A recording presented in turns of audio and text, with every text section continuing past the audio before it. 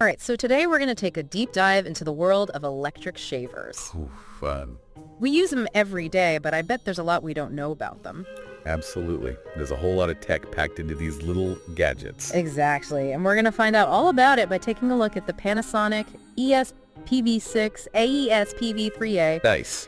And you know what? We're using the instruction manual to guide us. Instruction manuals, those are like gold mines. Seriously, you never know what you're going to find in there. Exactly. Okay, so first up, this shaver is a wet-dry champion. Oh, yeah. I mean, it's not just splash-proof. It's fully designed for both wet and dry use. That's pretty cool. It's even shower-friendly. Wow. Shower-friendly, so you can just take it right in with you. Pretty convenient, huh? Yeah, super convenient. Have you ever tried shaving in the shower with an electric shaver?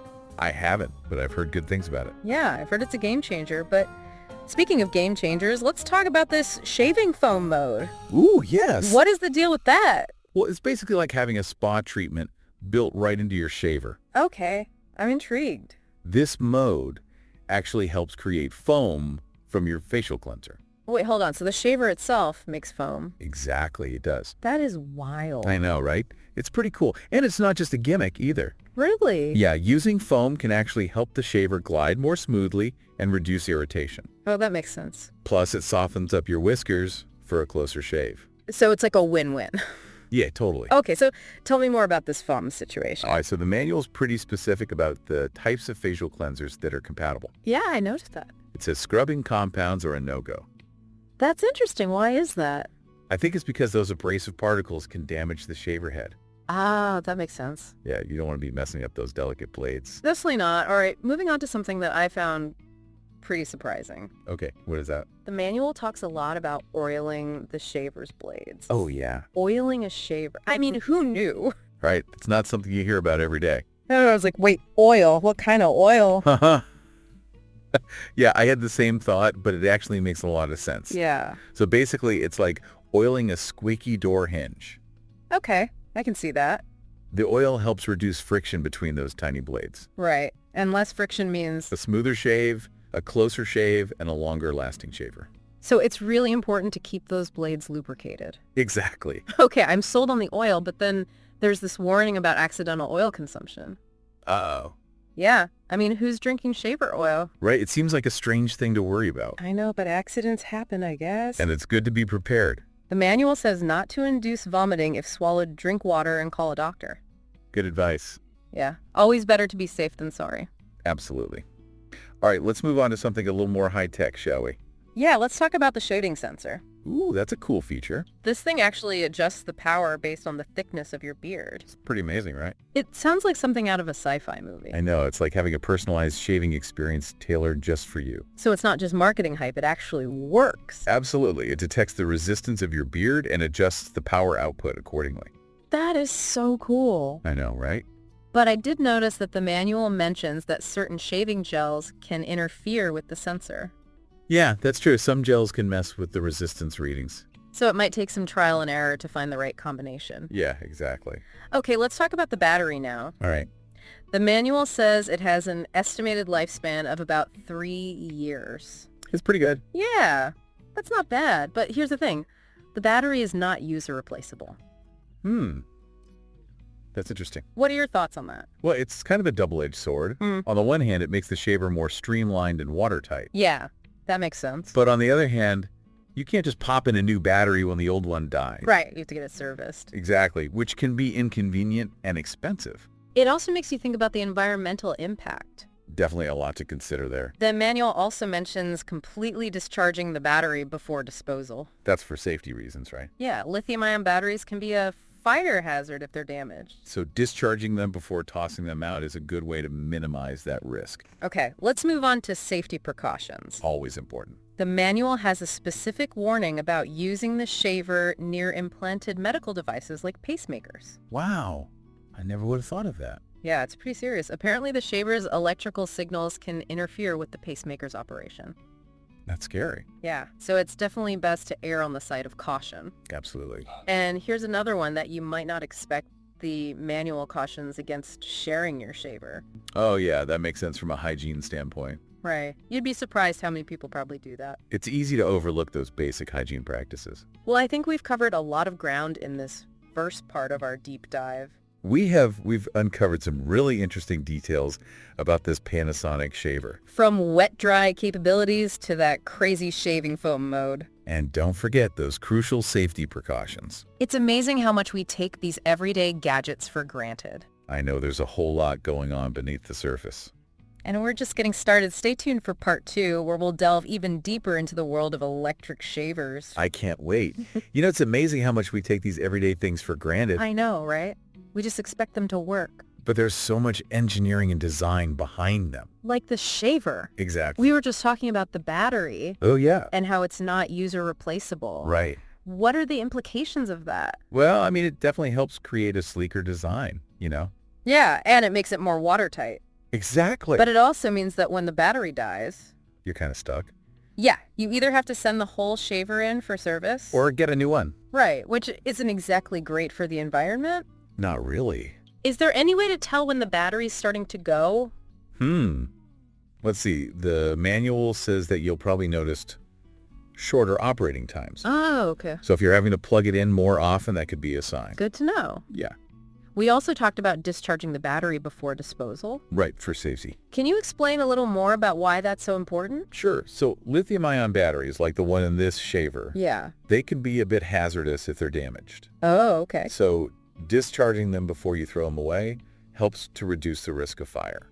That makes sense. Yeah, it's just a simple precaution, but it can make a big difference. Speaking of things I never thought about, What's that? the shaving sensor. Oh, yeah. I'm still curious about how it works. Well, it's pretty sophisticated. I know. It uses these tiny sensors to detect the thickness of your beard. And then, It adjusts the power output accordingly. so it's giving you a more personalized shave? Exactly. But the manual says that some shaving gels can interfere with the sensor. Yeah, that's right. Some gels can make it hard for the sensor to get an accurate reading. So how do you know which gels to avoid? Unfortunately, the manual doesn't give specifics. Oh. It really comes down to trial and error. So you just have to experiment a bit. Pretty much, yeah. Okay, let's shift gears a little bit and talk about maintenance. All right. The manual suggests oiling the shaver every time you clean it with water. Yeah, that's the ideal scenario. It seems like a lot, though. It might seem excessive, but trust me, those blades are working hard. Yeah, they are moving pretty fast. Thousands of times per minute. Wow. So regular oiling helps to keep them running smoothly. And that means? A closer shave, less irritation, and a longer lifespan for your shaver. So it's worth the effort. Definitely. What kind of oil should you use? The manual doesn't specify a particular type, Oh, okay. but something light and non-detergent is usually recommended. Like sewing machine oil. Yeah, that's a good option. What about cleaning the shaver? So you've got two main options, wet cleaning and dry cleaning. Wet cleaning is the most thorough. I can imagine. You basically rinse the shaver head under running water. With soap. Yeah, a little bit of soap helps to get rid of all the gunk. Makes sense. Dry cleaning is more of a quick touch-up. Okay. You just use the brush to remove any loose hairs or debris. So wet cleaning for a deep clean Exactly. and dry cleaning for everyday maintenance. That's it? The manual recommends cleaning after every use no matter which method you choose. It's good practice. Yeah. It helps to keep your shaver in tip-top shape. I wanted to circle back to something we talked about earlier. Okay, what's that? The right to repair movement. Oh yeah, that's a big one. It seems particularly relevant to devices with built-in batteries, like this shaver. It is because it raises questions about ownership and sustainability. Right. From the consumer's perspective, the right to repair is about having the freedom to fix your own stuff. Yeah, that makes sense. Not being at the mercy of manufacturers. But we also discussed the manufacturer's perspective. Right? They have their concerns too. Like what?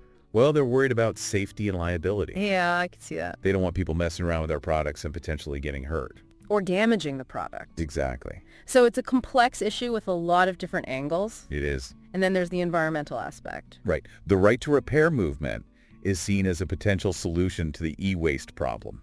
Because if we can repair things, we can keep them out of landfills longer. Exactly. It's a reminder that our choices as consumers have a bigger impact than we might realize. They do. It's all connected. It is.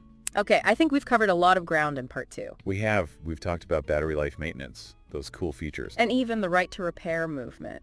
It's amazing how much we can learn from just one instruction manual. It really is. This Panasonic shaver is a perfect example of how everyday objects can spark bigger conversations. And we're not done yet. Stay tuned for part 3, where we'll wrap up our deep dive and leave you with some final thoughts. Sounds good. So we've really gone in deep on this Panasonic shaver, haven't we? Yeah, we have. We've uncovered some pretty interesting stuff. I know, right from those wet-dry capabilities and that unique shaving foam mode. To the importance of oiling and all those safety precautions. It's amazing how much we can learn from just reading the instructions. I know, right? Those manuals are full of hidden gems.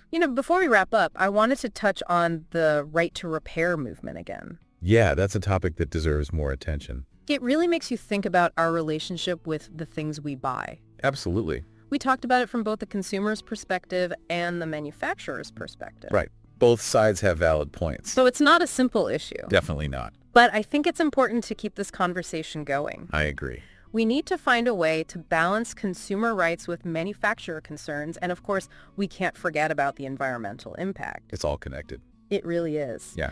So what are your final thoughts on this Panasonic shaver? Well, I think it's a great example of how something as seemingly simple as an electric shaver can spark bigger conversations. Right. About technology, about sustainability, about our role as consumers. It's a reminder that there's always more to learn.